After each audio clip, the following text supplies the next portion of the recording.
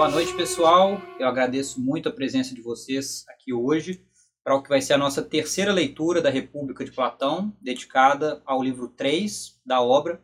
Esse é um livro riquíssimo porque, depois de introduzir a estrutura principal que vai orientar o desenvolvimento da argumentação de Sócrates a partir da analogia entre a alma e a cidade, a gente tem já vários temas conglomerados nessa parte do debate e vamos entrar já de imediato no que são outras diretrizes para o juízo acerca da poesia. Lembrem-se, Sócrates propunha junto a Adimanto e às vezes Glauco os critérios para que uma poesia representasse corretamente deuses, e ele continua aí pensando que também a representação dos heróis deve levar em conta certos critérios, tendo em vista que cabe à poesia incutir nos guardas alguns valores. Dentre esses valores, a coragem, a Andréia, por meio de uma representação que não seja tão negativa da morte. Ou seja, para Sócrates, representar negativamente a experiência do pós-mortem, com, por exemplo, reflexões sobre o Hades, como a gente encontra no livro 11 da Odisseia, também no livro 24 da Odisseia e em outros pontos do repertório poético helênico, tem efeitos negativos sobre a psique das pessoas que se educam dentro desse repertório, na medida em que elas passam a sentir angústia face à perspectiva da morte. Eu faço aqui uma menção rápida ao fato de que a palavra esquia, se quiserem no plural, esquia, vai ser retomada na célebre imagem da caverna, lá no livro 6. São as sombras que aparecem naquela imagem da caverna e que parecem estabelecer um diálogo direto com essa visão negativa que Sócrates faz aqui de como o mundo dos mortos é representado tradicionalmente na poesia grega, sobretudo homérica. E fica muito explícito que se trata de um aspecto moral nos direcionamentos dados ao tipo de poesia a ser produzido nessa polis, quando ele diz aí: pediremos a Homero e a outros poetas que não se irritem se eliminarmos essas e outras afirmações semelhantes, não porque não sejam poéticas e agradáveis de ser ouvidas pelo povo, mas porque quanto mais poéticas, tanto menos devem ser ouvidas pelas crianças e pelos homens que devem ser livres, temerosos da escravidão mais do que da morte. Aqui fica muito evidente que, ao contrário do que Aristóteles faz na poética, Sócrates, enquanto personagem de Platão, não está preocupado em estabelecer um critério poético de ajuizamento da poesia, mas um critério estritamente moral, ou seja, o efeito que essa poesia vai surtir em termos de formação das pessoas expostas a esse material. E ele aprofunda então essa crítica da morte enquanto um tema representado na poesia, com o objetivo de evitar que os guardas se tornem impressionáveis e molengas, palavra aí derivada de malaquia, então literalmente moles mesmo, macios. Sócrates defende que devem ser eliminadas passagens que enfatizem também a lamentação e o luto. Então não apenas as representações negativas da dimensão de quem morre, mas também da dimensão de quem permanece em vida, tendo que confrontar a morte do outro. Os guardas devem ser autossuficientes na forma de lidar por conta própria com o luto e a morte.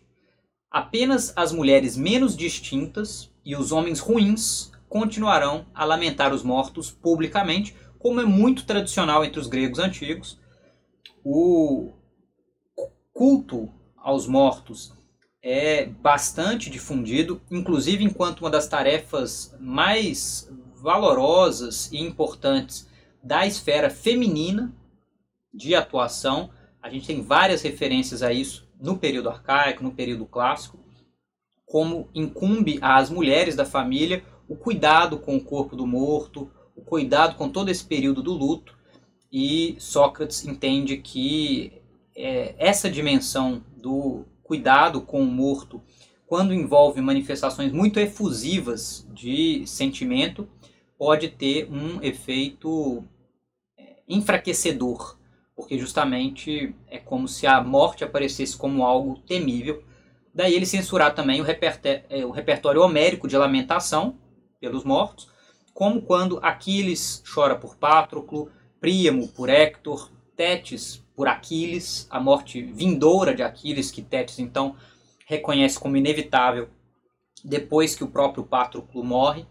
Então o choro de Tétis se dá por ocasião, sobretudo ali, da lamentação por Patroclo. E também o próprio Zeus, quando lamenta Sarpedon e depois Héctor. Ou seja, da perspectiva socrática, os heróis lamentarem a perda de colegas, de entes queridos, já é ruim o bastante. Mas um deus se colocar na posição de lamentar uma morte humana é inadmissível, e ele sugere expurgar esses trechos do repertório homérico. Pois, da perspectiva que ele assume, o efeito da exposição a poemas assim seria a naturalização da reação passional à morte, o que não é desejável. Muito rapidamente ele alude aí ao que é um problema do riso também. Sócrates censura o riso porque rir implica em perder o autocontrole, o controle sobre si mesmo. Logo, não devem ser admitidas passagens poéticas que mostrem deuses e heróis rindo, como a gente encontra lá na Ilíada, no final do canto 1, quando os deuses soltam uma gargalhada vendo Hefesto atuar como escansão dos deuses. Então, como garçom responsável por servir o vinho dos deuses, porque justamente Hefesto é coxo e um garçom deve ter uma certa destreza no andar para transportar o vinho a ser servido. E aqui a gente entra já no que prefigura um tema fundamental do livro 3 da República, o problema da mentira no âmbito da polis.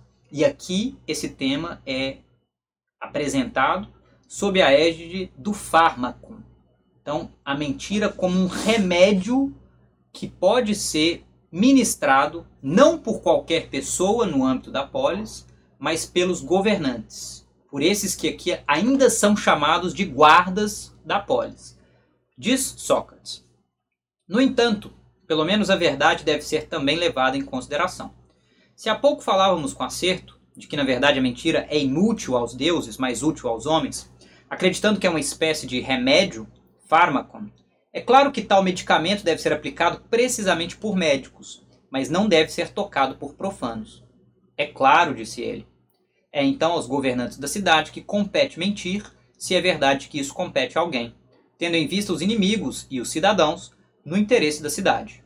No entanto, todos os demais não devem tocar em tal coisa, mas se um particular mentir exatamente para os governantes, diremos que é uma falta igual ou maior do que a de um doente que não diz a verdade para o médico, ou a de um estudante que não diz para o seu mestre de ginástica a respeito das disposições físicas do seu próprio corpo, ou de um marinheiro que não dissesse para o piloto a verdade a respeito do navio ou da tripulação, de como ele próprio ou algum companheiro de viagem está agindo.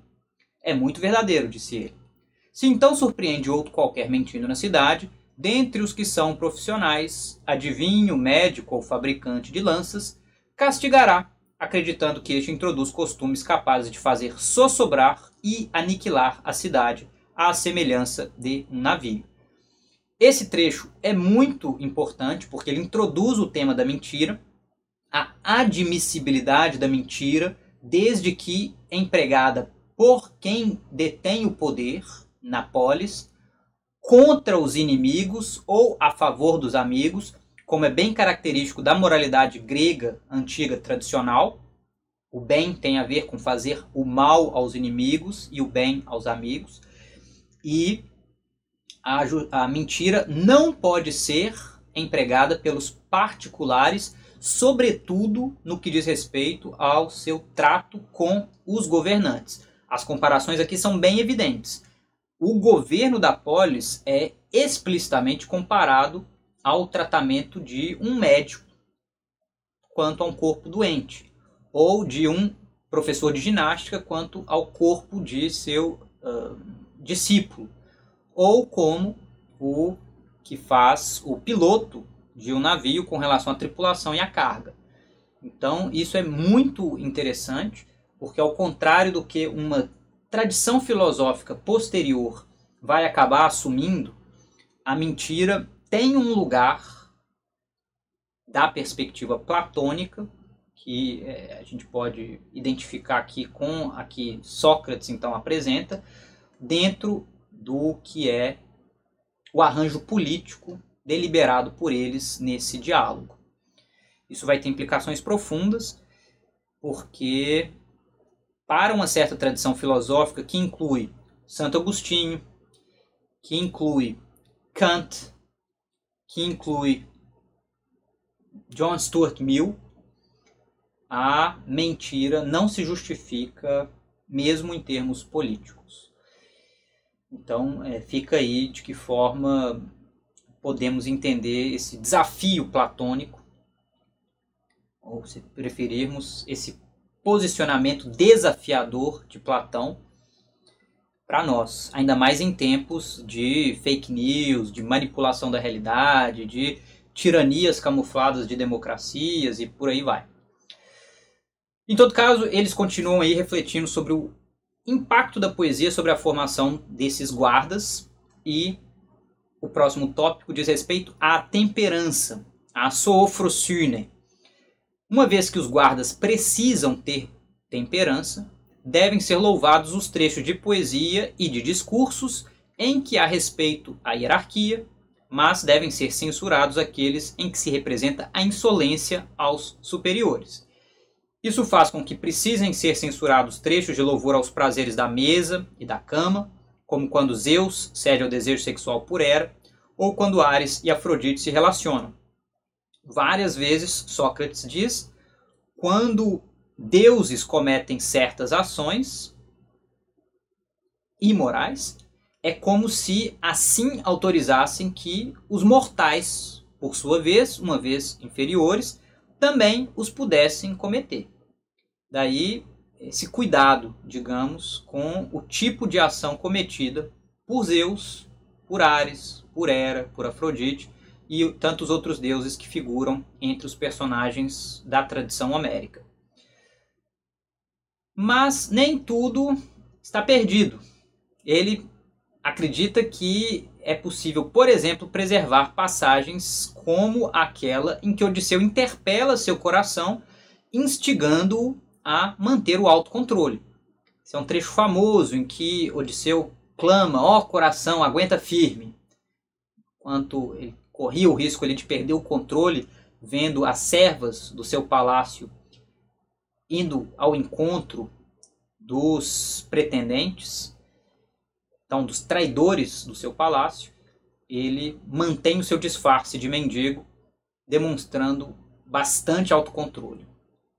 Mas muitas outras passagens precisam ser censuradas, como, por exemplo, aquelas que sugerem apego às riquezas e a ideia de que o suborno possa persuadir deuses e homens, como quando Fênix aconselha Aquiles, na Ilíada, a receber presente de Agamenon como contrapartida pela ofensa que ele sofreu, ou quando sugere que apenas depois de receber riquezas, Aquiles devolve o corpo de Héctor a Príamo, porque todas essas passagens acabam propondo que Aquiles, ou colegas dele, conhecidos dele, valorizam mais as riquezas materiais do que os valores propriamente ditos. A mesma coisa se aplica ao expurgo que Sócrates faz de certas passagens do repertório poético tradicional no que diz respeito à representação da piedade, da Eusébia. Também devem ser censuradas passagens de impiedade, quando Aquiles desafia o rio Escamandro, é uma divindade, portanto, e quando ele desafia também Apolo, no final da Ilíada, cantos 21 e 22, respectivamente, ou quando ele comete atos sacrílegos contra o corpo de Héctor, e um sacrifício humano durante o funeral de Pátroclo. Tudo isso representa Aquiles sob uma luz bastante negativa, de valores aí, de um descontrole total e de uma falta de respeito pelo outro, pela divindade, mas também pelo adversário. E Sócrates diz: tudo isso afirmaremos que é dito falsamente, nem permitiremos que os nossos acreditem que Aquiles, sendo filho de uma deusa, e do virtuosíssimo Peleu, descendente de Zeus em terceira geração, educado mesmo pelo sapientíssimo Quiron, fosse pleno de tanta desordem a ponto de ter em si duas enfermidades que se opunham entre si: mesquinharia aliada à avareza e, por outro lado, um desprezo pelos deuses e pelos homens. Da mesma forma, ele sugere que filhos de divindades não podem ser representados em atos tão vis quanto os raptos executados por Teseu e Pirito, uma vez que, enquanto filhos das divindades, eles devem ser superiores. Eles devem demonstrar, como seus pais, uma proximidade estrita com os valores que Sócrates apresenta como fundamentais da polis justa. Também, deuses e seus descendentes não têm relação com o mal, como às vezes sugere o próprio Ésquilo. A passagem citada é da tragédia perdida Níobe. Isso sempre porque as pessoas acabam recorrendo ao papel modelar de heróis e deuses, donde a consequência de que, para evitar que esse papel modelar seja negativo, as representações de heróis e deuses precisam sempre ser positivas em termos morais. E a essa altura, por volta de 392 A, que, definidas as diretrizes de representação de deuses, daimones, que são divindades intermediárias entre os heróis e os deuses, heróis e mortos no Hades, resta apenas decidir como devem ser representados os humanos. Nesse ponto da discussão, Sócrates fala assim: e sobre os humanos representados na poesia? O que diremos da representação de humanos justos? E o que o interlocutor responde é muito interessante, né? Eles dizem aí: é impossível então, ó amigo, que nós, pelo menos no momento, determinemos isso. Como? Porque, conforme penso, diremos então que tanto poetas quanto prosadores não falam com acerto a respeito dos homens no que concerne às coisas mais importantes, dizendo que muitos, apesar de injustos, são felizes, mas que os justos são infelizes e que é vantajoso cometer injustiça, contanto que passe despercebida, e que a justiça, pelo contrário, é boa para o próximo, mas um prejuízo para quem a pratica. E que afirmações desse tipo proibiremos dizer, mais contrárias a essas, ordenaremos cantar e representar em fábulas. Não é verdade? Sei perfeitamente, disse ele. Então, se concordas que falo com acerto, poderei dizer que estás de acordo com que há tempo tentamos entrar em acordo? Fizeste uma reflexão justa, respondeu. Então, que são esses os discursos que eles devem proferir a respeito dos homens, logo depois concordaremos quando descobrirmos como é a justiça e como, por natureza, ela é vantajosa para quem a possui, quer ele julgue, quer não, que ela é assim. Então vejam que, a essa altura, Sócrates diz: só seremos capazes de falar da representação do homem justo quando tivermos definido o objeto principal da nossa investigação, que é a justiça. Em não tendo ainda essa definição, tudo o que disséssemos correria o risco de uma certa falsidade. Então, deixemos de lado por hora o que diz respeito à representação do homem justo e continuemos a lidar com o problema do tipo de poesia, agora não mais abordando a questão do conteúdo, mas sim a questão da forma que deve ser aplicada na educação dos guardas da nossa cidade, para que eles sejam os mais virtuosos e os mais bem formados, a fim de servir aos interesses comuns. Daí entra justamente a discussão sobre Alexis. Eu faço questão de trazer aqui esse termo grego, porque ele é do mesmo radical de logos. Lembrem-se, essa discussão sobre a poesia se dá no âmbito dos elementos responsáveis pela educação dos guardas desde a mais tenra infância, por meio das histórias que vão ser narradas para eles. E então é no âmbito de uma reflexão sobre o logos, ainda que filtrado, né, pelo mythos, por isso que às vezes aparece como fábula, às vezes como mito, é que ele passa a refletir então sobre Alexis enquanto a forma de apresentação desse logo. E então, no que diz respeito à reflexão sobre lexis, que é uma palavra do mesmo radical de logos, da ordem da dicção, do que se fala, do como se fala, Sócrates e Adimanto dizem o seguinte: então, no que se refere a discursos, finalizemos, mas com relação a estilo, conforme penso, é preciso que examinemos em seguida.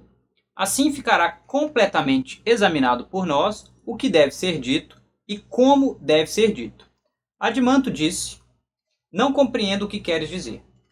Mas sem dúvida, disse eu, é o que precisamente é necessário. Deste modo, então, talvez saibas melhor. Tudo quanto é referido por narradores de mitos e por poetas não é narração de fatos passados, presentes e futuros? Que outra coisa então poderia ser? Perguntou.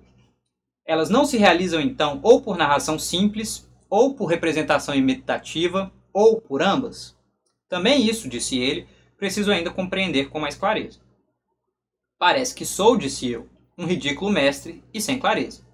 Semelhante aos que são incapazes de expressar-se, tentarei nessa questão mostrar-te o que quero, não numa totalidade, mas separando uma parte.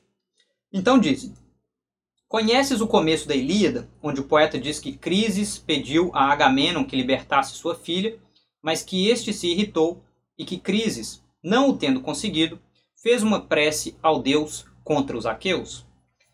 E aqui, vejam então, que ele vai, na sequência, fazer uma espécie de paráfrase prosaica desse trecho da Ilíada, transformando o discurso direto da personagem Crises num discurso indireto, narrado por ele, Sócrates. O que ele propõe como uma tripartição dos modos da lexis é pensar que o poeta pode falar por meio de narração estrita, diegesis é a palavra, apenas narração, e aí tudo o que seria colocado na boca de personagens aparece como discurso reportado, mas ao mesmo tempo um criador pode fazer a sua obra por meio de mímesis direta. Os personagens assumindo na própria voz, então num discurso direto, o que quer que esteja ali em questão. Essa é a forma mimética pura. E, ao mesmo tempo, haveria uma mistura possível dessas duas formas de lexis, como acontece, por exemplo, na Ilíada, que a gente tem trechos de narração junto a trechos em que os personagens assumem o discurso direto. Essa tripartição é importante, embora Sócrates, na sequência, vá abandoná-la. O sentido estrito da palavra mimesis é dado no trecho de 393c como fazer-se semelhante a alguém na voz e na aparência. Isso é importante. Mimesis, a depender do contexto em que o termo aparece debatido, vai ter diferentes concepções, mas aqui a concepção mais estrita de mimesis é dessa natureza: fazer-se semelhante a alguém na voz e na aparência. A narração pode ser tanto o relato dos acontecimentos quanto o discurso reportado pelo narrador, como o expediente de Sócrates demonstra bem.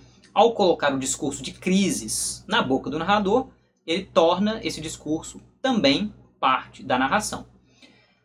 É possível fazer uma poesia puramente diegética quando o poeta evita assumir essas outras vozes, as dos personagens, por exemplo, além da sua própria. A paráfrase não poética de Sócrates do início da Ilíada ocorre sem mímesis por meio da narração pura. Sem mímesis nesse sentido estrito, porque um sentido mais lato de mímesis é incontornável para qualquer poeta.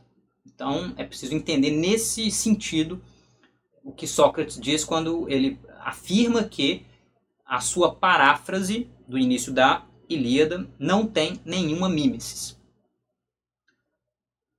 O exemplo que ele próprio dá de gênero poético estritamente diegético é o ditirambo, o que acaba sendo um pouco curioso quando nós analisamos ditirambos transmitidos do repertório poético mais tradicional, porque é possível sim haver um ditirambo que seja narrativo, mas há ditirambos que assumem um discurso direto, seja do poeta, seja do personagem, tá? Então não fica extremamente claro por que Sócrates aponta o ditirâmbio como esse gênero estritamente diegético. É uma questão debatível ainda. Por outro lado, os poetas de tragédias e comédias procedem por meio de mímesis pura, enquanto a mistura se dá, como a gente já comentou, na epopeia e em outros gêneros. Aqui a gente tem uma breve tipologia dos gêneros poéticos da perspectiva de Platão, e a gente encontra tipologias semelhantes, por exemplo, nas leis. Lá, inclusive, com mais gêneros do que os que são elencados aqui. Vejam, não aparecem muitas referências a gêneros mélicos. Então, por exemplo, uma poesia como a de Safo, Alceu, Alckmin, Anacreonte, de fato não estão muito em vista do que Sócrates afirma aí. Em todo caso, ele vai pensar nos critérios para se censurar o modo de expressão, então, a lexis, do repertório poético helênico tradicional. Além dos conteúdos já censurados, Sócrates propõe que se censure toda forma de expressão que empregue mímesis, no sentido estrito, ou seja, tragédias e comédias, mas também mesmo epopeias. Por que isso? Porque o princípio da especialização exclui a possibilidade de que guardas se dediquem a diversas atividades miméticas. Da mesma forma que cada artista da mímesis, em geral, se especializa. Atores trágicos performam tragédia, atores cômicos performam comédia, rapsodos performam o repertório épico, com a consequência de que só uma parte mínima de mímesis será admissível na formação dos guardas. Lembrem-se, como o princípio da especialização guia a argumentação de Sócrates, ele diz: só é possível se dedicar a um determinado tema com profundidade se você evitar se dedicar a uma pluralidade de outros. E ele diz que mímesis, né, que lexis escolher. Uma lexis que seja mais constante, como a gente encontra na diégesis, na narração, ou essa mimética que mimetiza tudo quanto há, diferentes tipos de personagens, diferentes vozes e tal. Diégesis, né, a narração simples. Daí entra a proibição de que esses guardas, homens, imitem mulheres, assim como escravos, homens maus, loucos, outros profissionais que não guardas, animais ou mesmo fenômenos da natureza. Então, chuvas, furacões, qualquer tipo de manifestação da natureza que não seja essa estrita do guarda, homem em geral, no exercício da sua função.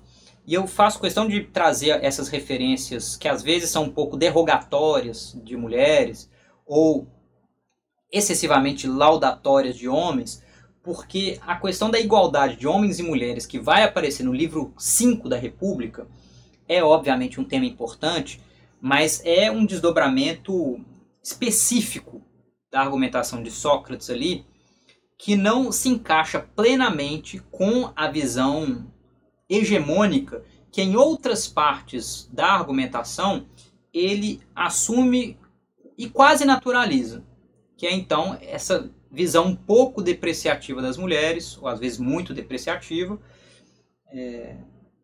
e em geral a ideia de uma certa superioridade masculina.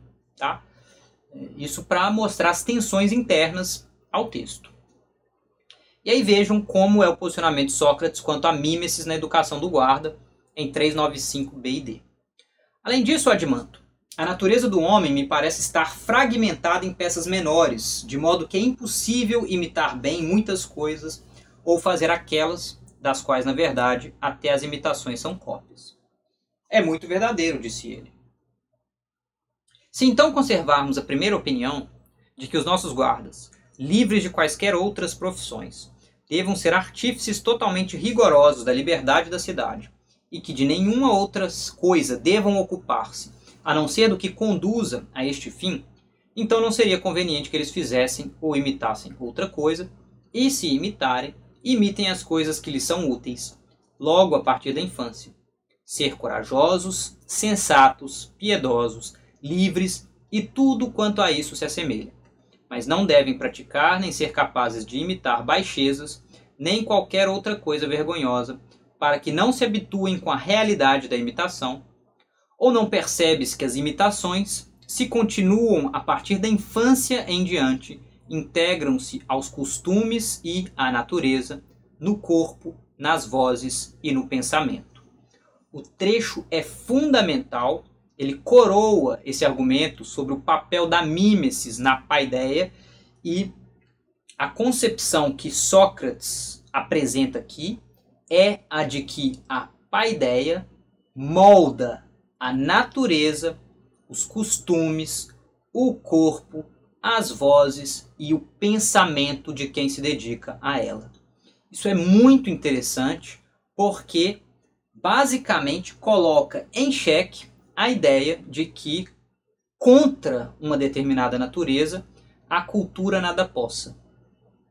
Então esse debate natureza e cultura parece encontrar aqui um momento de inflexão que bebeu de uma longa tradição sofística de reflexão sobre a possibilidade do ensino moldar a natureza.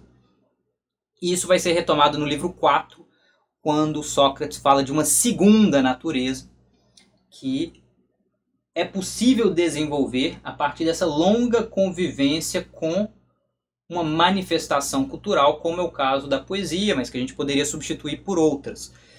E, a meu ver, essa noção de uma segunda natureza é muito interessante. Isso vai ser retomado por Nietzsche na segunda das considerações intempestivas, quando ele reflete sobre a modalidade crítica de escrita da história. Lá ele fala sobre uma segunda natureza que se impõe sobre uma primeira. A meu ver, está em profundo diálogo com o que aparece aqui na República. E o pseudos, então, é admitido abertamente na educação. Sócrates diz: se então, disse eu, compreendo o que dizes bem, há uma forma de estilo e de narrativa, através da qual narraria o homem que na realidade é bom e bem educado, quando lhe competisse expressar algo, e por outro lado, outra forma diferente desta, que sempre o acompanha e na qual narraria o que por natureza e por educação se opõe àquele. Quais são então essas formas? Perguntou. O que penso, disse eu, é que o homem moderado, quando chega durante a narrativa a uma fala e a uma ação de homem virtuoso, consentirá em interpretá-lo como se ele próprio fosse aquele, e não se envergonhará dessa imitação, sobretudo quando imita o homem virtuoso, agindo com segurança e com sensatez. Mas imitará menos vezes e com menos intensidade quando ele está inseguro por doenças, por paixões, por embriaguez ou por alguma outra infelicidade.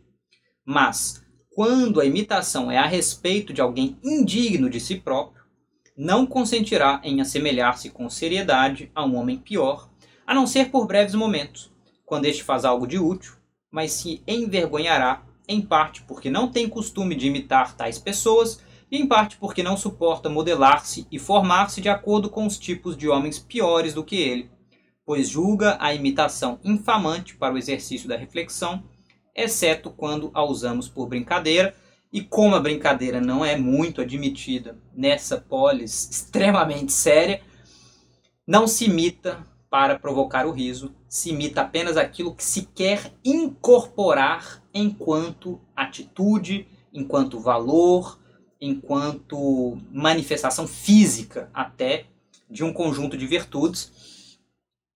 Evidentemente, a posição assumida por Sócrates aqui não vê muita utilidade numa leitura que se dê numa chave crítica desse material, que se dê numa chave de distanciamento daquilo que é lido. Aqui se trata de uma modalidade de leitura que é estritamente projetiva, imitativa, e que me parece dizer respeito ao tipo de leitura que deveria ser praticado na Atenas do período clássico, nessa Atenas ensinada por sofistas, ensinada por poetas, e que me parece estar sendo alvo da crítica de Platão enquanto autor da República. Parece que em alguma medida ele diz assim: vocês deixam a educação nas mãos de poetas e sofistas, mas cuidado com o tipo de material que vocês frequentam, porque ao frequentá-lo, vocês desenvolvem valores, condutas, práticas e mesmo manifestações físicas com as quais talvez não estivessem de acordo se tivessem consciência para isso.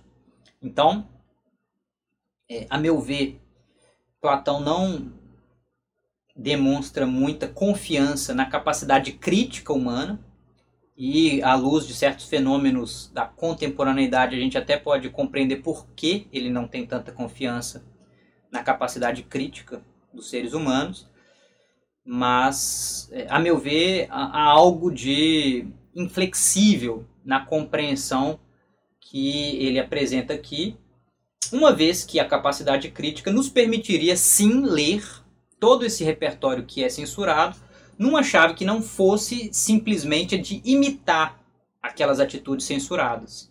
Ou seja, a possibilidade de ler um romance de Dostoiévski, por exemplo, sem querer fazer como aqueles protagonistas, muitas vezes desequilibrados, fazem nas narrativas, mas a partir de uma tomada de posição crítica contra aquilo que é colocado ali, assumir uma posição pessoal diferente. Mas não é disso que se trata aqui, porque Sócrates pensa numa educação que é algo adestradora no âmbito de uma polis que tem uma classe de guardas responsável por manter uma certa paz social à força. Daí, toda essa discussão sobre formas de lexis, né? Então formas de apresentação da palavra poética, vai ser reduzido por Sócrates a duas únicas formas de lexis. Então ele pega a tripartição anterior e a reduz a duas, dizendo o seguinte: o que há são duas formas sobre as quais nós vamos refletir. Uma com mistura de narrativa e mímesis, com a precedência cabendo à narrativa e tendo por objeto de representação que sejam dignos de imitação para os guardas. A outra, de mimesis pura ou mimesis preponderante, excesso de mimesis e pouca narrativa, praticamente sem narração e aplicada de forma indiscriminada a tudo quanto há em termos dos objetos de representação. A primeira tem regularidade de harmonia e ritmo, enquanto a segunda é variadíssima e sempre cambiante. Para Sócrates, será admitida apenas a forma da lexis, que imita o homem valoroso, o epieikos, esse homem que é dotado de uma conveniência de comportamento, quando essa lexis for pura. E por pura, me parece, ele quer dizer com preponderância de narrativa e alguma mimesis apenas, pouca, limitada. Apesar de as crianças e seus preceptores gostarem da forma da lexis mista, essa que tem excesso de mimesis, é preciso mantê-la afastada da polis, e nesse momento ele reafirma o princípio da especialização com o que se configura como a primeira expulsão do poeta mimético da polis. Na formulação que é a seguinte: parece-me então que se um homem capaz de, por uma habilidade, uma sofia, tomar todas as formas e imitar todas as coisas, chegasse à cidade querendo exibir-se a si e os seus poemas, nós o saudaríamos como alguém sagrado, admirável e agradável, mas lhe diríamos que em nossa cidade não há tal tipo de homem, nem é justo que exista. Por isso o enviaríamos para outra cidade, depois de ter derramado perfume em sua cabeça e depois de tê-lo coroado com fitas.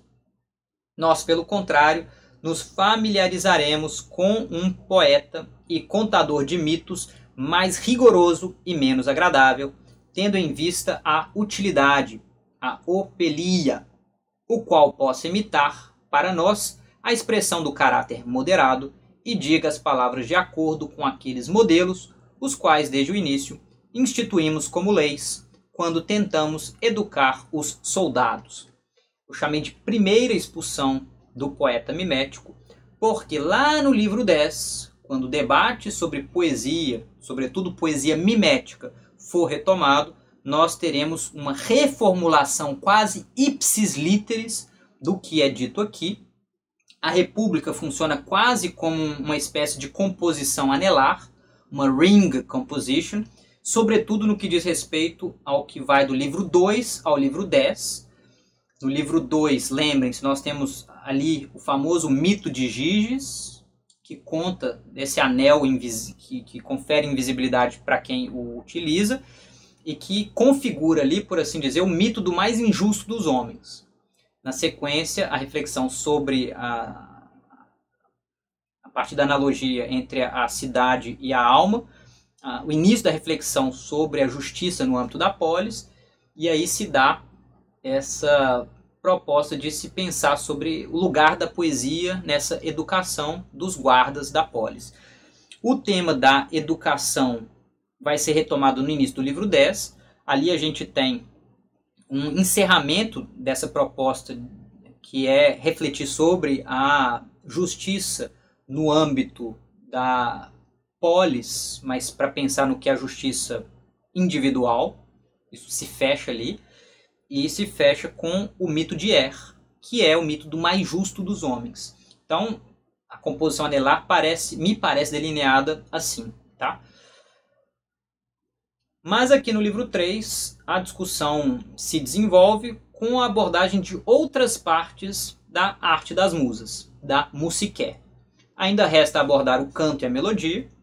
Segundo Sócrates, uma canção se compõe de 3 partes: o texto, chamado logos, né? Então a letra, a harmonia e o ritmo.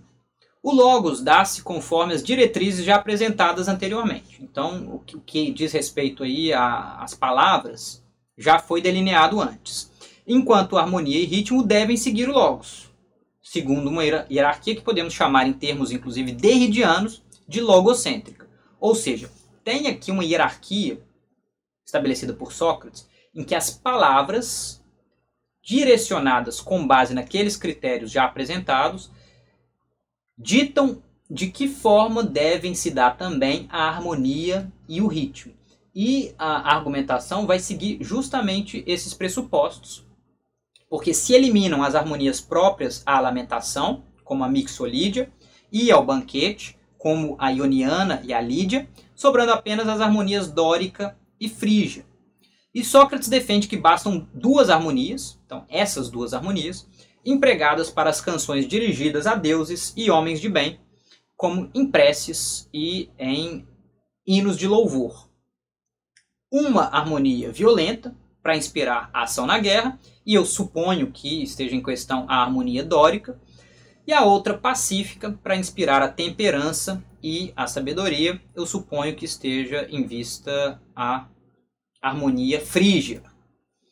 A conclusão dos debates sobre essa arte das musas reflete rapidamente sobre os instrumentos a serem valorizados no âmbito dessa educação, de preferência instrumentos de Apolo sobre os de Márcias. Então continuarão sendo úteis poucos instrumentos musicais, apenas os mais simples. E Sócrates recusa explicitamente o aulós, que é uma espécie de instrumento de sopro que faz pensar no som do oboé.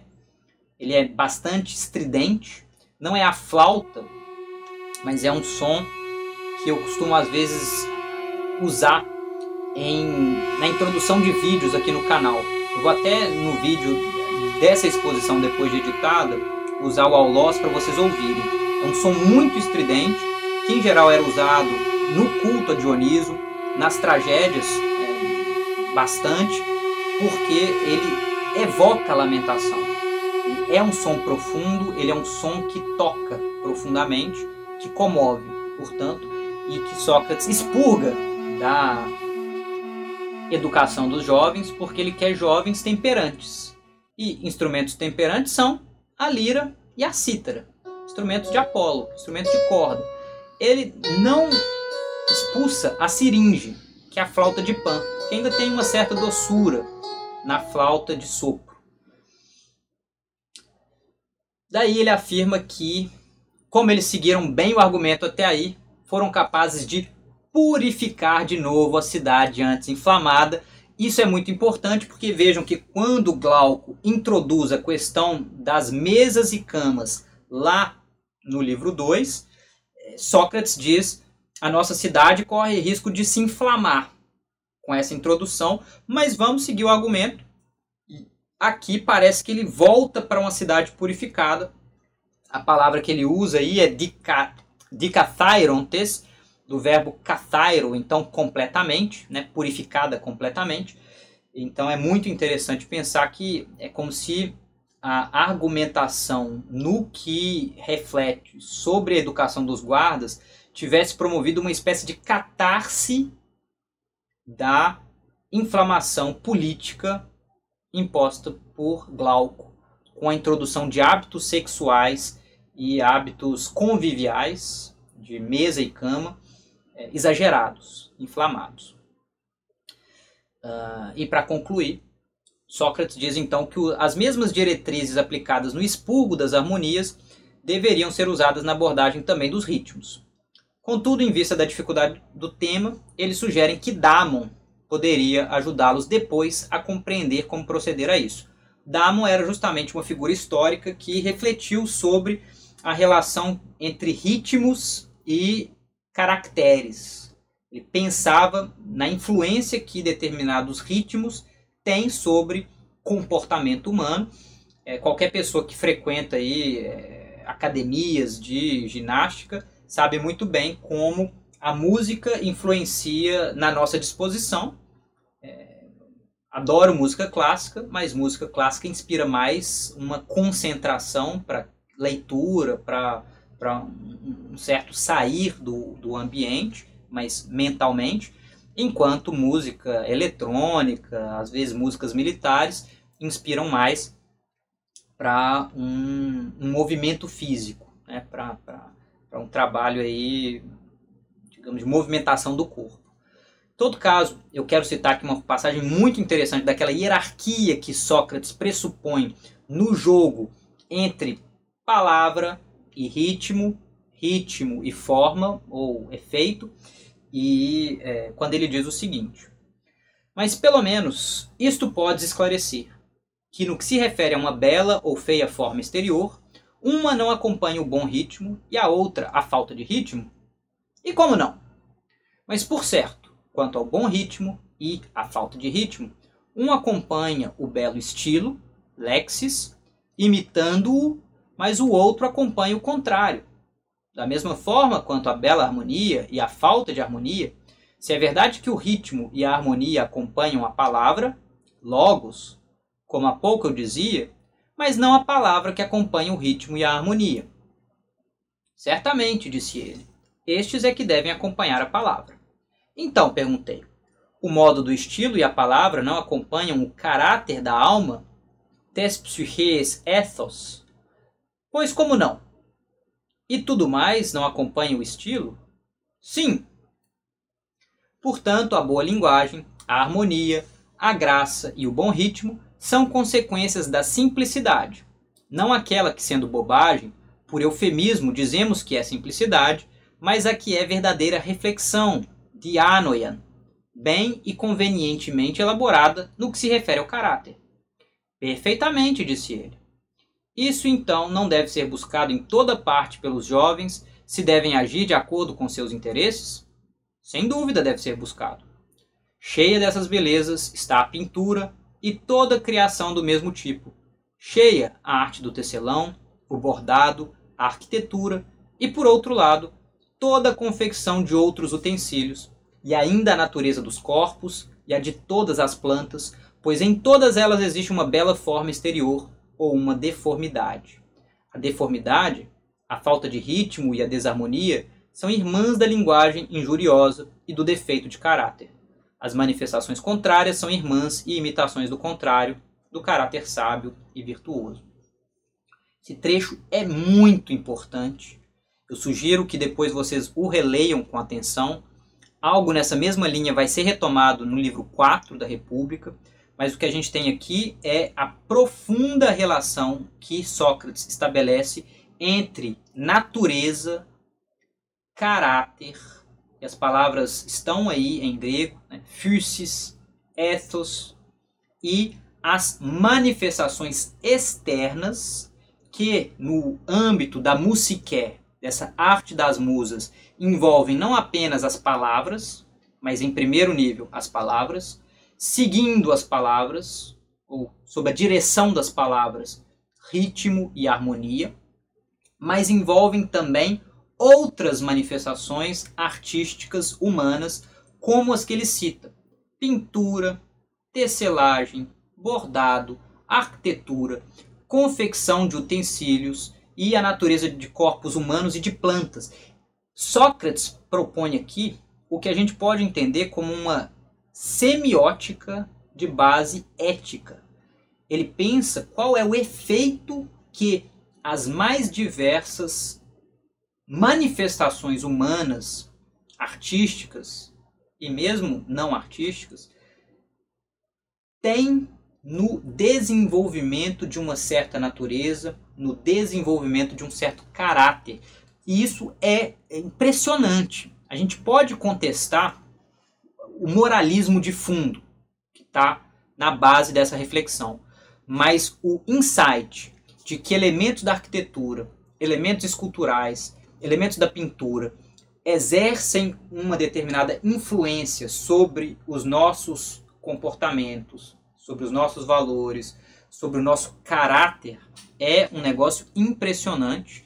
De fato, é uma prefiguração de uma teoria semiótica de base ética. E vejam como ele desdobra esse argumento, dizendo aí: devemos então vigiar somente os nossos poetas e obrigá-los a criar a imagem dos bons costumes nos poemas, ou obrigá-los a não compor entre nós? Ou devemos vigiar também os outros profissionais e impedi-los de representar esses maus costumes, intemperança, baixeza, indecência, quer em pinturas de seres vivos, quer na arquitetura ou em qualquer outra obra de arte? Ou ao que não for capaz, não se deve permitir que trabalhe entre nós? Não devemos ter cuidado para que os nossos guardas, nutridos nas imagens do vício, como numa má pastagem, colhendo para si e se repastando com muitos ensinamentos, cada dia em pequenas doses, vindos de muitas procedências, sem se aperceber, possam eles ter reunido em suas próprias almas uma grande corrupção? Pelo contrário, não devemos procurar aqueles profissionais que, por uma disposição natural, possam seguir a pista da natureza do belo e do gracioso, a fim de que, semelhantes a quem habitam em lugar saudável, os jovens sejam beneficiados por tudo, de qualquer parte de onde algo das belas obras lhes atinja a vista ou os ouvidos, tal como uma aura que traga de lugares favoráveis à saúde, e logo a partir da infância, sem se aperceber, os encaminhe para a imitação, para o amor e para a harmonia com a bela linguagem?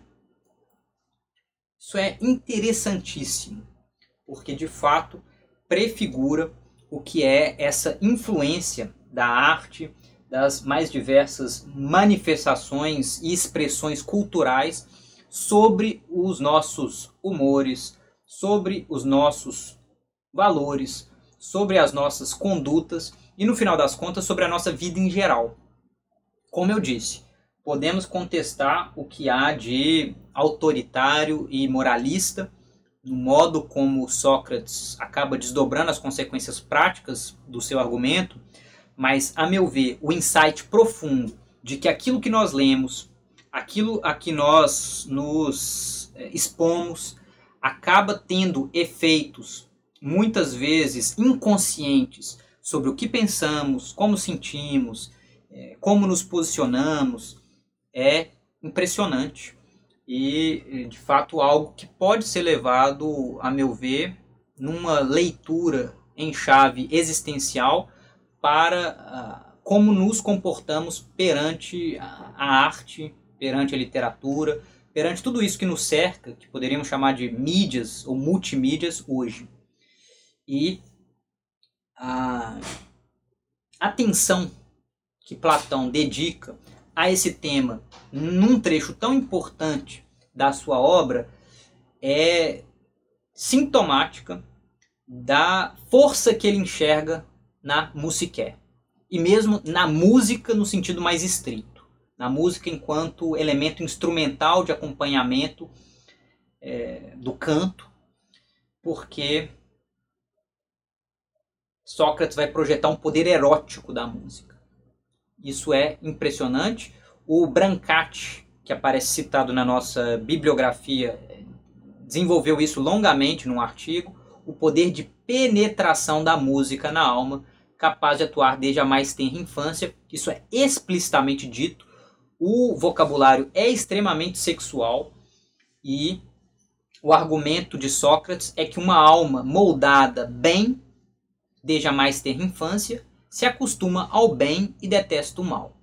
O bem, nesse caso, tem a ver com certas harmonias ordenadas, enquanto harmonias desordenadas, ritmos descompensados, molda mal uma alma, fazendo-a se acostumar ao mal e detestar o bem.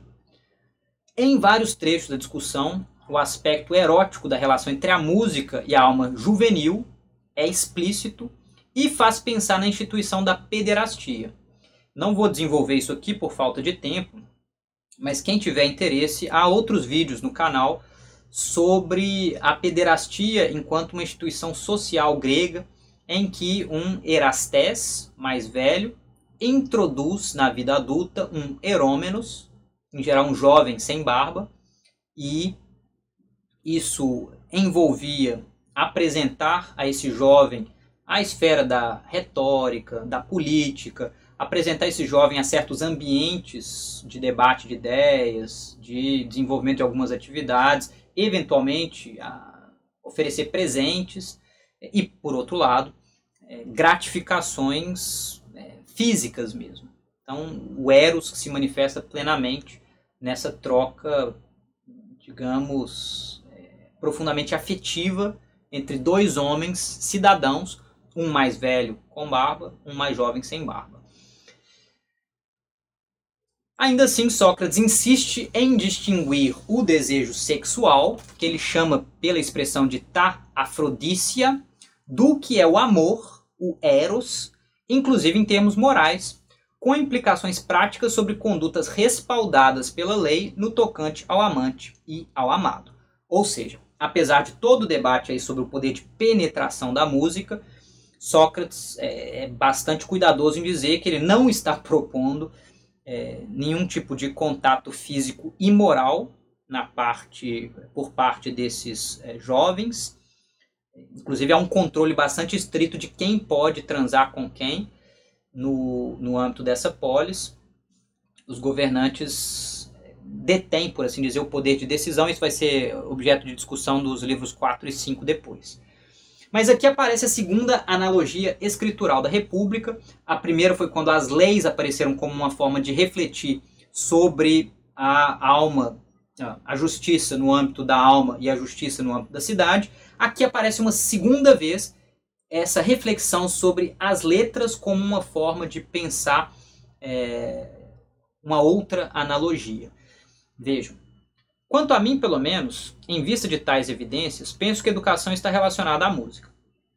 É semelhante, então, disse eu, ao tempo em que já éramos hábeis em leitura, quando as letras, embora poucas, não nos passavam despercebidas em todas as combinações em que circulavam e não as desprezávamos, como se não devessem ser notadas, quer em pequenos, quer em grandes trechos. Pelo contrário, em toda parte nos esforçávamos para fazer uma leitura completa, certos de que não seríamos bons leitores antes de assim procedermos. É verdade.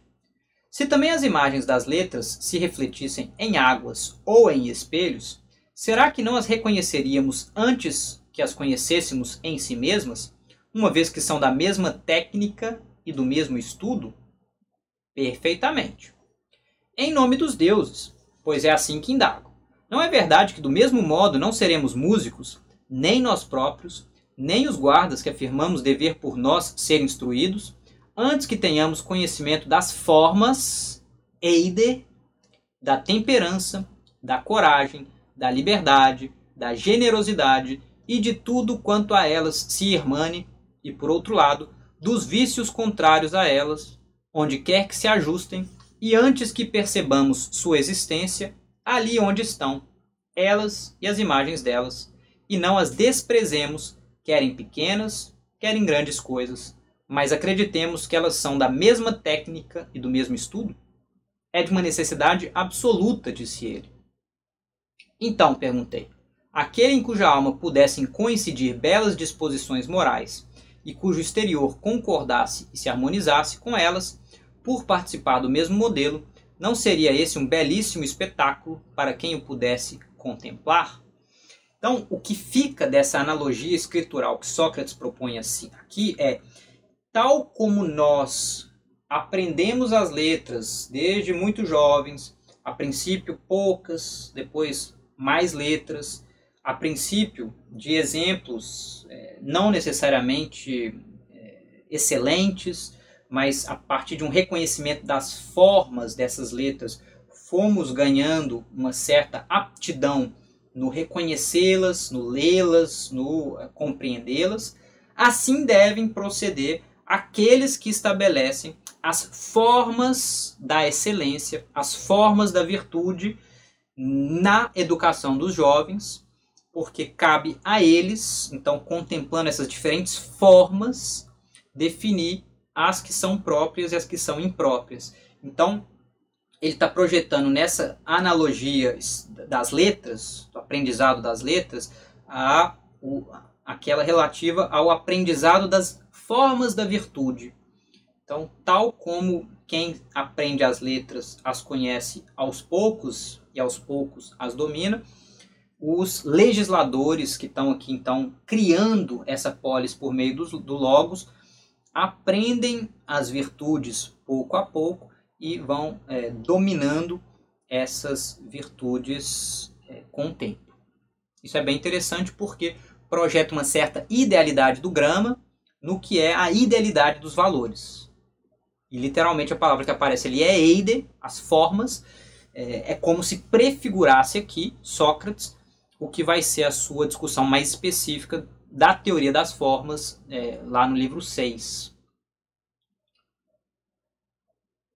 Ele conclui então esse debate sobre a paideia dos guardas, abordando a questão da ginástica.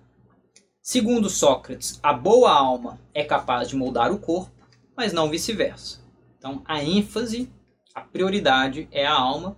Uma alma bem formada depois pode assumir o treinamento necessário para moldar bem o corpo. Mas um corpo bem moldado não necessariamente vai permitir que a sua mente siga o corpo. O que mais há são exemplos de grandes atletas com corpos bem moldados que não sabem se posicionar em termos intelectuais na crítica que Sócrates faz, pelo menos. Aparece interditada a embriaguez, porque justamente ela implica na perda de juízo, e Sócrates recomenda um regime saudável, ainda que não tão limitante quanto o dos atletas, porque o dos atletas corre risco com frequência de se desequilibrar, e o que Sócrates quer para os guardas é a capacidade de se manter em equilíbrio em quaisquer circunstâncias. Então é preciso que eles se habituem a uma alimentação simples, a uma alimentação tranquila, que não exija um controle muito estrito do que é ingerido, às vezes de ingredientes muito específicos. Não, ela deve ser tão simples quanto possível. E o modelo dos cães fundamenta, mais uma vez, uma ginástica tão simples e bem ordenada para os guardas, quanto a música já havia se mostrado.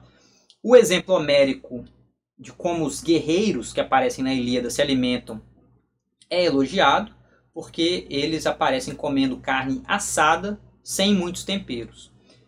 Eles prescindem do uso de caldeirões e de toda uma parafernália para preparação de pratos muito requintados.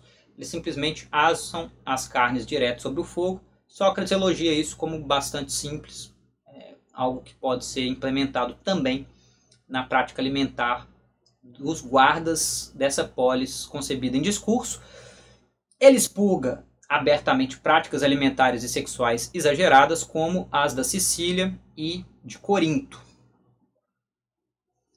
E aqui a gente pode refletir que Sócrates estabelece regras para uma espécie de biopolítica. Eu uso o termo Foucaultiano de forma deliberada, porque a alusão à discussão médica vai ser muito profunda nesse final do livro 3, e de fato é como se Sócrates estabelecesse uma espécie de filosofia terapêutica, ou seja, o modelo médico para estabelecer certas diretrizes de política, e aí, obviamente, com implicações éticas. Na visão crítica assumida por Sócrates, o desregramento nas práticas alimentares e sexuais promove uma inflação na necessidade de médicos e tribunais, na medida em que promove uma inflamação desses corpos, o corpo físico, mas também o corpo social. E ele é favorável à ideia de que mais vale prevenir do que remediar. Daí uma crítica profunda às práticas jurídicas e medicinais exageradas, como no tempo que ele vive em Atenas. Ele, Sócrates, mas ainda mais ele, Platão. A gente tem relatos, por exemplo, de Tucídides ou Xenofonte, da inflamação mesmo que os atenienses viviam em termos de prática jurídica. Tribunais abarrotados, uma agenda super apertada, o ato de recorrer à justiça para qualquer coisa, e o mesmo vale no que diz respeito ao trato dos corpos por parte dos médicos. Os exageros na alimentação levando muitas pessoas a frequentar médicos com frequência, a fazerem tratamentos muito longos, muito dispendiosos, e obviamente essas críticas de Platão poderiam ser aplicadas bastante bem à nossa realidade hoje também. Uma indústria alimentar como a nossa, o excesso de judicialização da vida cotidiana leva a uma inflamação tanto do corpo médico quanto do corpo jurídico no âmbito da sociedade contemporânea, inclusive com um excesso de medicamentalização que é absurdo. Então, eu acho que é muito pertinente a crítica feita por Sócrates aqui, ainda que a gente tenha que ter cuidado com o tipo de valor que está, de certa forma, subentendido em alguns momentos do debate. Eu destaco o fato de que ele cite Focílides, um poeta arcaico, de forma elogiosa, porque é uma das poucas referências elogiosas ao poeta, a poetas em geral, quando Focílides conclama a prática da virtude enquanto houver vida, e Sócrates faz disso um mote, dizendo que mais vale viver bem do que viver a qualquer preço. Com isso ele critica os cidadãos ricos que vivem a vida inteira cuidando da saúde, com isso conseguem prolongar o tempo de vida, mas vivem uma vida má, no sentido de uma vida retirada, uma vida privada, uma vida, no final das contas, privada daquilo que torna significativa uma vida. E, sem dúvida, para Sócrates, mais vale uma medicina holística, preventiva, do que uma medicina curativa. Ele entende que, por exemplo, a eutanásia seria uma solução para casos de doença crônica, em vez de um prolongamento indefinido de uma vida francamente debilitada. Isso é muito avesso à sensibilidade moderna, para a qual a vida é um valor absoluto em si mesmo, mas Sócrates sempre aborda outros valores em vista do valor que é o bem comum. E isso é muito próprio de uma visão da antiguidade, que valoriza a coletividade em detrimento do indivíduo. E mesmo que a gente conteste esse tipo de posicionamento, como talvez proto-autoritário, né, o proto-fascista, proto-nazista, há uma certa lição, a meu ver, pelo menos em termos de contraposição a valores que são muito naturalizados na nossa balança axiológica, no contato com uma visão como a que é defendida por Sócrates. Por exemplo, essa ideia de um prolongamento indefinido da vida em estado vegetativo, a meu ver, merece ser questionada, merece ser revista. Eu gostaria que de uma perspectiva pessoal, isso jamais fosse imposto a mim, mas acho que até em termos gerais seria uma discussão digna de ser levada adiante. E no âmbito desse debate que Sócrates propõe então essa formulação de Asclépio como estadista. Asclépio, essa divindade da medicina, ele, ao elogiar Asclépio como estadista, ele está dizendo é preciso levarmos em conta princípios médicos na política. E ele censura o que Píndaro diz sobre Asclépio, apresentando-o como venal e ganancioso. Então é uma crítica ao poeta Píndaro, na medida em que se Asclépio for o filho de um deus, ele não pode ser apresentado como vil. Se ele agir mal e for eventualmente punido, ele não pode ser filho de um deus. Então é uma crítica aí que está dentro dessa censura poética anterior, mas que aparece aqui na reflexão sobre o papel da medicina na condução dos negócios públicos.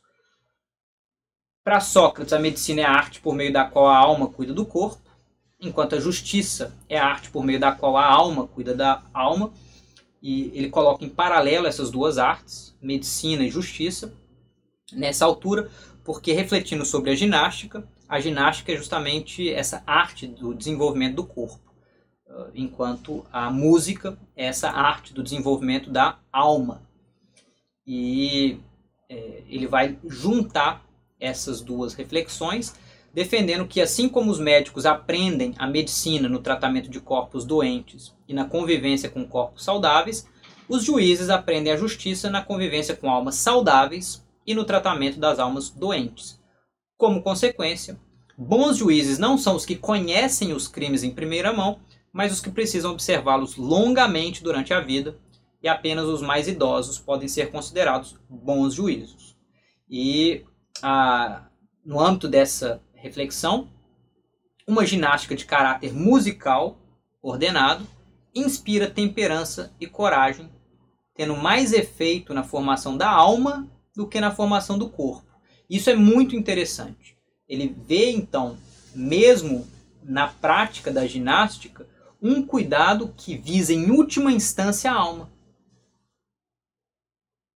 Trabalha-se o corpo, mas com o objetivo de trazer um certo ordenamento para a alma. Daí a ideia coroada lá em 411b de que música e ginástica são formas de temperar a irascibilidade e o elemento filosófico na formação da pessoa para ser guarda. Isso é muito importante.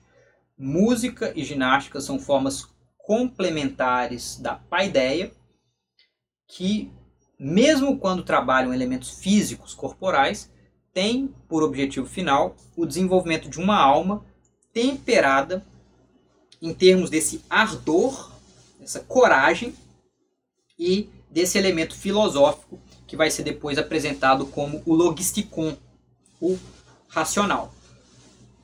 E o paradigma que Sócrates assume como que deve ser adotado na sua polis em termos de cuidado médico com os corpos é um bastante radical para a visão contemporânea sobre o tema.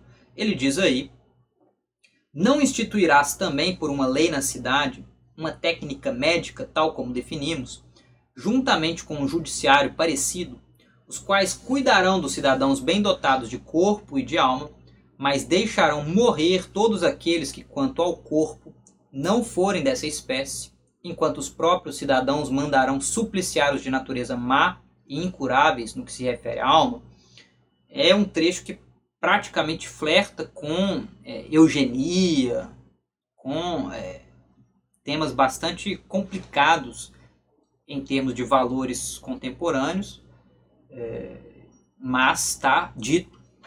E o Karl Popper, nas críticas que ele faz a Platão, enquanto autor da República, como uma espécie de proponente das bases daquilo que o nazifascismo vai implementar. Quando lê trechos como esse, é claro que encontra um certo respaldo para essa inflação do Estado em detrimento das garantias individuais. E Platão, a meu ver, pode e nós devemos lê-lo de forma crítica, né? Então pode ser criticado e nós devemos de fato lê-lo de forma crítica. Tem apontamentos muito interessantes, mas às vezes excessivamente radicais, como me parece ser o caso de fato aqui. Mas concluindo então, essa ideia da paideia, dividida em musiké e gymnastiké, Sócrates vai pensar no que é a dimensão de cultivo de si por meio dessa paideia dúplice, e o que ele propõe é muito interessante. Ele diz aí: eu diria que um deus ofereceu duas técnicas aos homens, a música e a ginástica, visando ao que parece a essas duas realidades, a coragem e a filosofia, não para a alma e para o corpo, a não ser como um acessório, mas visando essas duas realidades, para que elas se harmonizassem uma com a outra por um grau de tensão e de relaxamento até onde fosse conveniente. Sem dúvida, parece, disse ele. Então aquele que temperasse do modo mais belo possível a ginástica com a música, e que as infundisse em sua alma numa medida justíssima, diríamos com razão que este é o mais perfeito músico e o de mais ajustada harmonia, muito mais do que aquele que faz o concerto das cordas. Com toda razão, ó Sócrates, disse ele. Nossa cidade, ó Glauco, também não precisará de alguém que seja sempre hábil nesse tipo de harmonia, se devemos preservar a nossa Constituição? Precisa, sem dúvida, quanto for possível. E aqui entra o debate sobre os responsáveis pelo governo dessa polis. O que Sócrates estabelece é que as mesmas diretrizes aplicadas à gymnastiké, à musiké, ou seja, à paideia, devem ser usadas para outras atividades, incluindo danças, caças, lutas, cavalgadas, então outras instituições sociais. E é desse grupo inicial que vão sair os mais velhos como governantes, depois de eles demonstrarem o amor pela polis e a disposição para respeitar sempre o bem dessa polis, em testes que serão estabelecidos para se determinar quem é menos disposto a mudar de opinião acerca do bem comum, mostrando-se imune à persuasão por meio do discurso, à corrupção por quaisquer meios, ao esquecimento, à sedução e ao medo. O teste é então comparado ao teste que se faz com o ouro. Essa questão do metal vai ser importante para onde o argumento se desdobra na alusão aí à nobre mentira, que vai relacionar esses governantes ao metal ouro em suas almas. E o que eu gostaria então de concluir essa apresentação do livro 3 mencionando é que haverá então a previsão de um lugar especial para esses governantes, com honras em vida e após a morte para os mais destacados desses líderes, que passam então a ser chamados aqui de guardas por oposição aos auxiliares. E aqui é uma mudança vocabular importante da República. Sócrates diz aí: então não seria realmente muito justo chamar esses homens guardas perfeitos contra os inimigos de fora e contra os amigos de dentro, para que uns não quisessem e outros não pudessem praticar ao mal, e aos jovens, a quem há pouco chamávamos guardas, não seria também justo denominá-los auxiliares e defensores das decisões dos chefes? Quanto a mim, acredito, disse ele.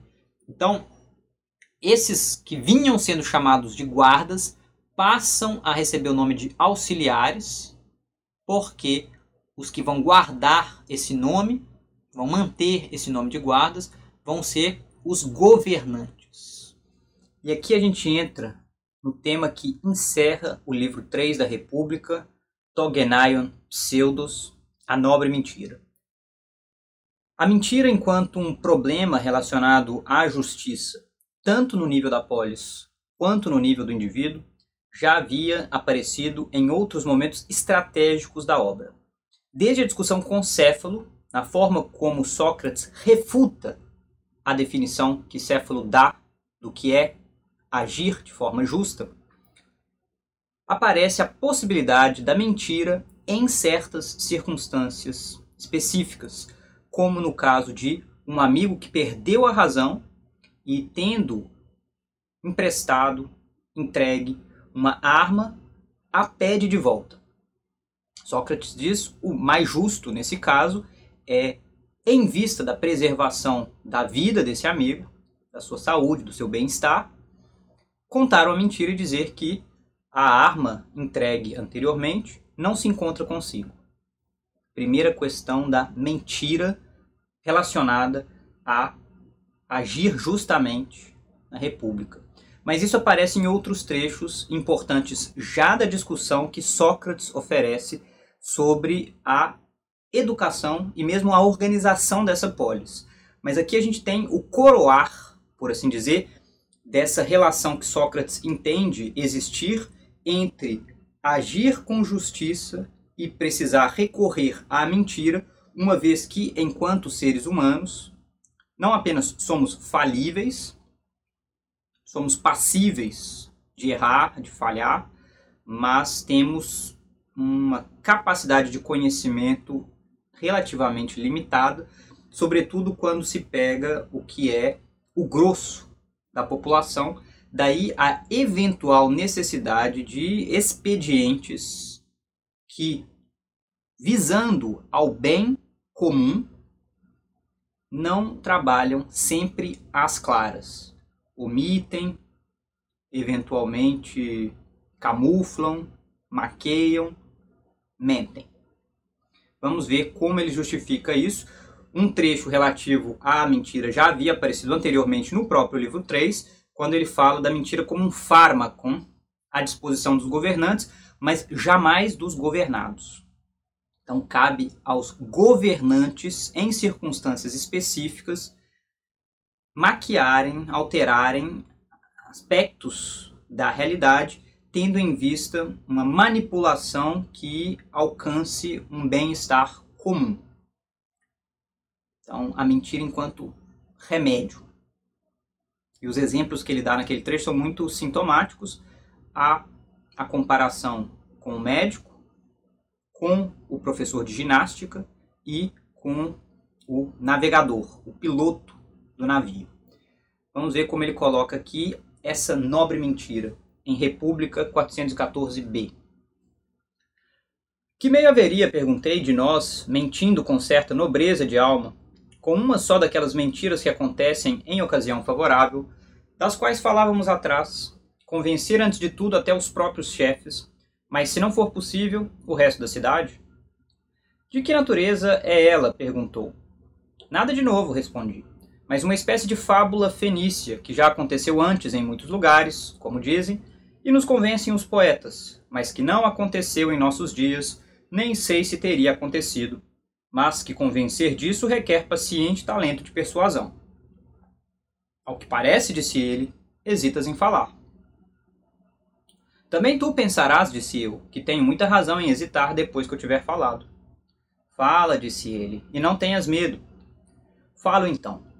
No entanto, não sei de que ousadia ou de quais palavras usando direi, e tentarei persuadir em primeiro lugar os próprios chefes e os soldados, e depois também o resto da cidade, de que, sem dúvida, aquilo em que os educávamos e com que os nutríamos, tudo isso acreditavam sentir e ser espécies de sonhos ao redor deles, pois na verdade tinham sido modelados e alimentados antigamente debaixo da terra, no seu interior, tanto eles quanto suas armas e os demais equipamentos de produção, e que depois de tê-los feito por completo também a terra, sendo sua mãe, os fez subir, e agora é preciso que eles, como em torno de uma mãe ou de uma ama da região em que habitam, decidam em grupos e a defendam, se alguém a atacar, e façam uma reflexão no que se refere aos demais cidadãos, de que são irmãos e nascidos da terra.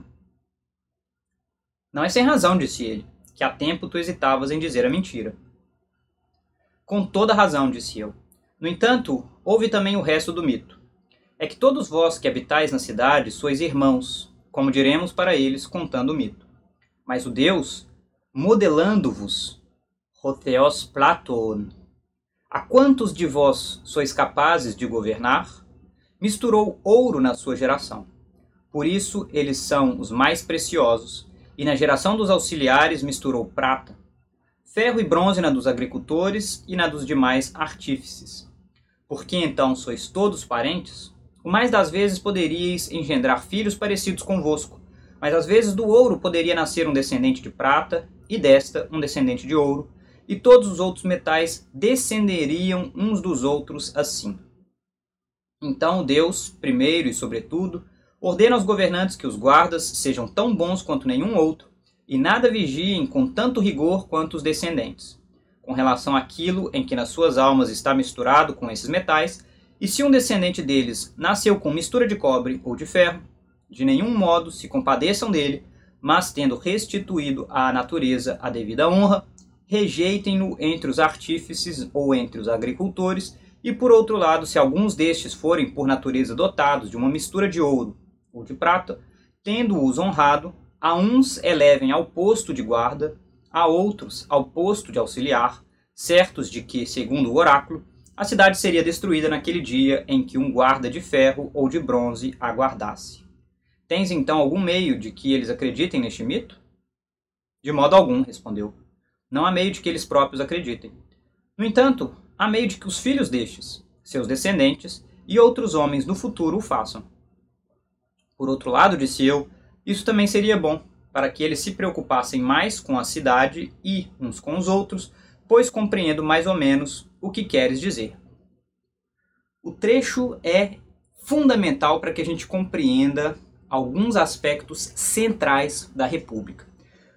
Para começo de conversa, aqui Platão se apropria do legado poético mais tradicional helênico. Embora aluda ali a um mito fenício, o que ele propõe com esse raconto proposto por Sócrates, que de certa forma faz aquilo que ele dissera a Adimanto não caber a eles, enquanto fundadores de cidade, fazer por hora, que é literalmente criar mitos para serem empregados na paideia destes guardas, ele recorre a Hesíodo, especificamente a um trecho do início de Trabalhos e Dias, quando Hesíodo narra sobre as 5 idades da humanidade, ou se quiserem, as 5 raças da humanidade, dividindo-as, sobretudo com base em metais, então ouro, prata, bronze, heróis e ferro. A idade dos heróis aparece aí em 4º lugar, então trazendo um certo desequilíbrio para o que seria uma organização das idades segundo o valor dos metais, de ouro a ferro, passando por prata e bronze. E ele, de certa forma, remodela esse mito com o objetivo de colocá-lo a serviço da criação de um sentimento de unidade política no âmbito dessa polis concebida em discurso, uma vez que, com base nessa ideia de que os seres humanos seriam nascidos diretamente da própria terra, que é quase compreender em termos literais uma ideia de terra-pátria, ou se quisermos terra-mátria. Daí, inclusive, as implicações patrióticas que se podem ler nesse mito, na forma como Sócrates propõe esse mito. Há, então, o desejo de fazer corresponder à tripartição dos serviços necessários à manutenção dessa polis, quais sejam os trabalhos manuais, cultivo dos campos, cultivo dos animais, trabalhos braçais, etc., realizados pelos servidores, por esses que são os trabalhadores relacionados à produção de riquezas, aos remasticoi. Em segundo lugar, o serviço de proteção física, que vai ser levado adiante então pelos auxiliares. E por fim, o trabalho de governo, de decisão, tomada de decisão, que será conduzido pelos guardas propriamente ditos, né? Essa elite dos guardas, que logo veremos é composta pelos filósofos, os que perseguem um treinamento aprofundado, depois de terem sido testados no que diz respeito à sua fidelidade à polis, no que diz respeito à constância com que se dedicam a esses valores relacionados ao bem comum. E assim como eles são testados, da mesma forma, segundo esse mito, é preciso haver também um teste para se aferir o metal existente no interior da alma de cada membro dessa polis, sendo que aqueles destinados aos trabalhos braçais, manuais, são os que têm na sua alma uma preponderância de ferro e cobre. Aqueles que são destinados à proteção física, como trabalhadores auxiliares, são os que têm uma maioria de prata em suas almas. E, por fim, aqueles que são destinados ao governo são os que têm uma maioria de ouro como composição na sua alma. Esse é um início do mito contado por Sócrates, de um mito político, que visa, portanto, a manutenção de uma paz social, uma vez que a justiça consistirá no respeito às fronteiras entre essas diferentes atividades, inclusive no respeito a que cada uma dessas pessoas com composições psíquicas, no sentido da psique grega, se dediquem de forma exclusiva, especializada a um único âmbito de trabalho, inclusive a um serviço bastante específico.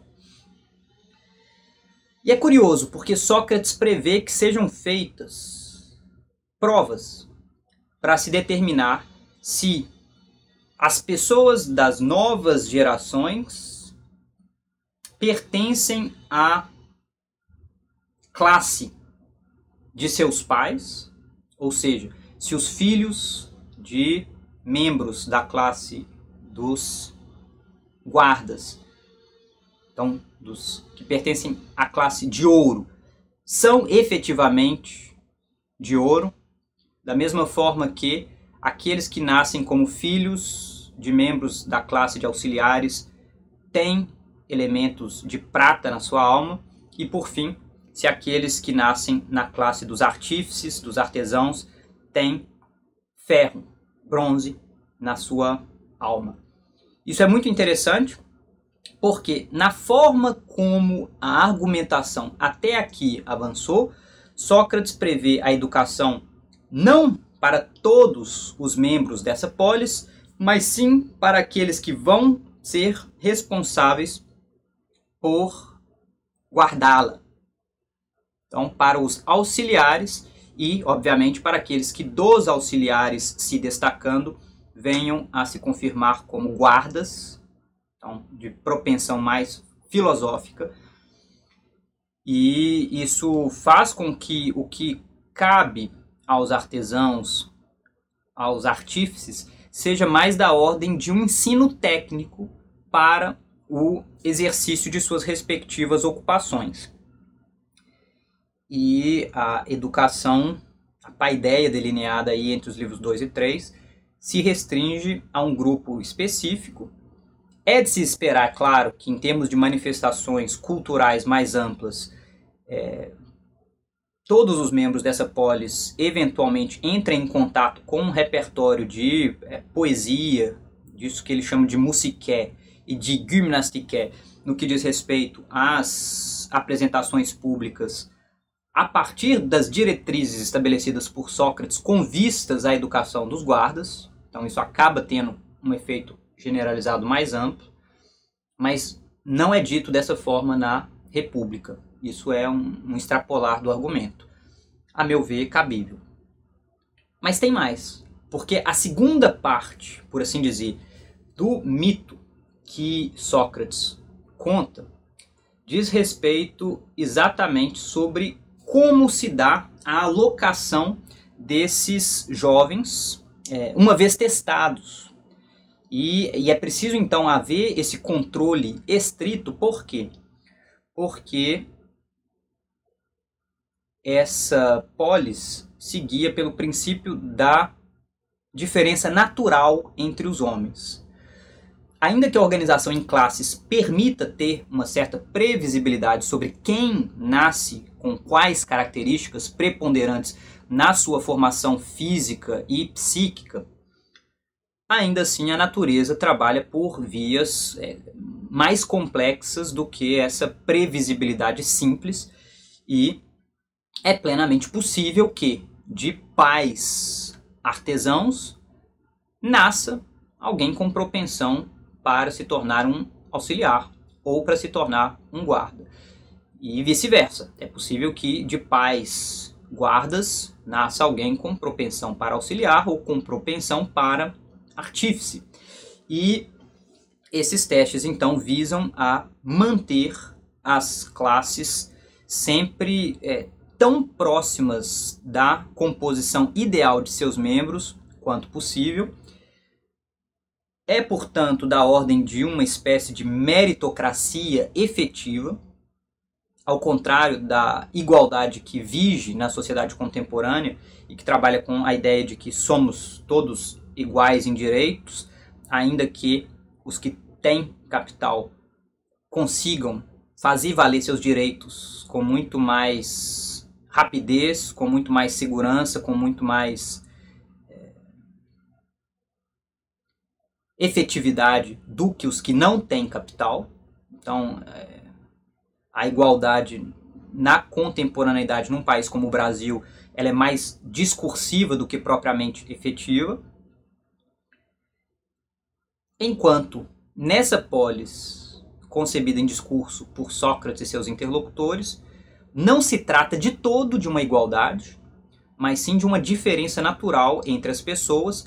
A meritocracia do método avaliativo que Sócrates propõe aqui, na avaliação dos membros de cada uma das três classes, mas anteriormente mesmo na estipulação de quem, dentre o conjunto de pessoas responsáveis por proteger a cidade, quais deveriam ser as governantes, então aquelas de propensão mais filosófica, de maior lealdade, de maior valor, inclusive, visa a uma estipulação tão imparcial quanto possível do valor de cada indivíduo. Isso é muito radical, porque é um pouco o princípio dos concursos públicos que existem hoje. A ideia de um processo seletivo que vise, a partir de determinados critérios, encontrar da maneira mais imparcial e neutra aqueles que são mais aptos à execução de determinadas tarefas do serviço público, sobretudo, e isso está, de certa forma, prefigurado nesses testes de que Sócrates fala aqui. Ele e Glauco acham muito difícil convencer as pessoas contemporâneas deles de acreditar nesse nobre pseudos, mas imaginam que numa circunstância hipotética em que lhes fosse dada a oportunidade de educar crianças e pessoas ainda por nascer, seria plenamente possível, educando-as já desde a mais tenra infância com base nesse nobre pseudos, fazê-las acreditar que sim, elas nascem da Terra, a Terra é a mãe de todos, por isso todos são, de certa forma, irmãos na Terra, e isso faria com que eles introjetassem a ideia de uma diferença natural entre eles numa chave fundamentalmente essencial, porque relacionada aos metais.